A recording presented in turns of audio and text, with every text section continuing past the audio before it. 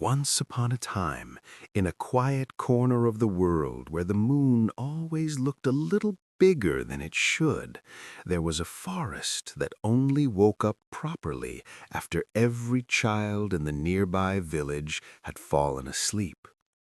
The trees in this forest were old, older than grandfathers, older than to a pile of leaves. "Pip," Lumen called down in her softest voice, the one that sounded like warm milk being poured. "Why aren't you dreaming yet?" Pip looked up, spines glittering with dew. I keep thinking about tomorrow," he admitted. "What if the blackberries aren't ripe? What if the stream forgets how to sing? What if I forget where my hollow is?" Lumen flapped down in 3 silent wing beats and landed on the root beside him. "Then I shall make you a promise," she said. "Close your eyes, little round one, and listen very carefully." Pip squeezed his eyes shut so tightly his little snout wrinkled.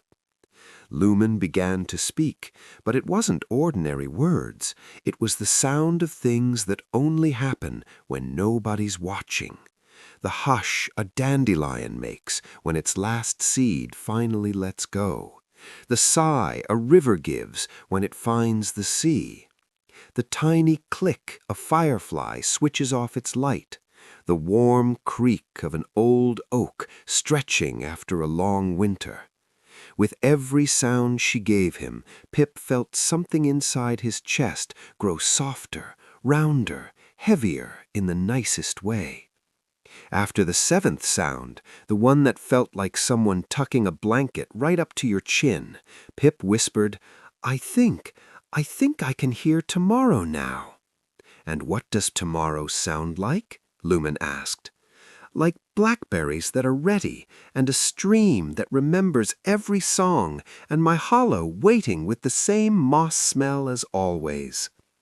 Lumen touched one gentle wingtip to the top of his head. "Then tomorrow is already keeping its promises to you.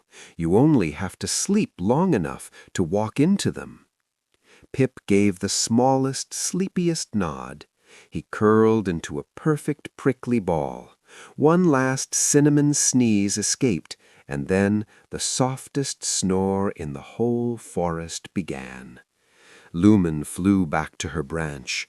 She looked across the sleeping treetops, past the village rooftops where lamplight had already been traded for dreams, past the hills where the moon had hung her silver laundry out to dry. And very quietly, so quietly even the stars had to lean closer to hear, she said, "Good night, little dream walkers. The forest will keep its promises tonight. The moon will keep the lamp on low, and every tomorrow that loves you is already waiting just on the other side of sleep." She tucked her head beneath her wing, and the whole forest sighed one long, contented breath.